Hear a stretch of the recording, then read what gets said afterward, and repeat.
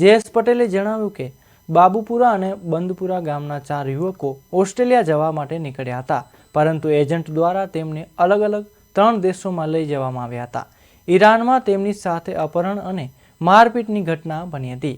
આ મામલે પરિવારજનો અને ગામના સરપંચ દ્વારા રજૂઆતો થતાં મેં કેન્દ્રીય ગૃહમંત્રી અમિત શાહ, રાજ્યના મુખ્યમંત્રી તથા ગૃહ રાજ્યમંત્રીને જાણ કરી હતી.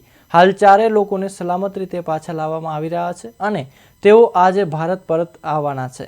ગાંધીનગરના એસપી દ્વારા પણ આ મામલે ગંભીરતા દાખવાઈ છે અને એરપોર્ટ પરથી તેમના પરિવાર સાથે વાતચીત કરવામાં આવી છે. જે.એસ. પટેલ જણાવ્યું કે પીડિતોએ હજી સુધી એજન્ટ અંગે કોઈ માહિતી પરિવારને આપી નથી અને પોલીસ ફરિયાદ પણ નોંધાઈ નથી. ઘણા લોકો વિદેશમાં અસ્થાયી થવા અથવા પરિવારોને મજબૂત બનાવવા માટે ગેરકાયદેસર રીતે વિદેશ જવાનો પ્રયાસ કરતા હોય છે.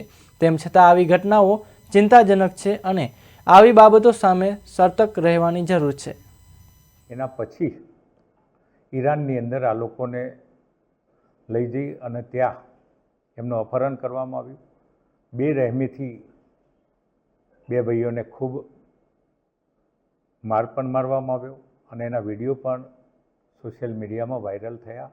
એમના પરિવાર અને એમના ગામના સરપંચ દ્વારા આ સમગ્ર ઘટનાની રજૂઆત મારી સમક્ષ કરી. તાત્કાલિક મેં દેશના ગૃહ અને સહકારિતા મંત્રી અમિતભાઈ શાહ સાહેબને આ વાત તાત્કાલિક મેલથી જાણ કરી અને રૂબરૂ એમના પીએસને પણ આ જાણ કરી અને આ મામલાની ગંભીરતાને ધ્યાનમાં લઈ અને સરકારે પણ ખૂબ તાત્કાલિક પગલાં લેવાના શરૂ કર્યા.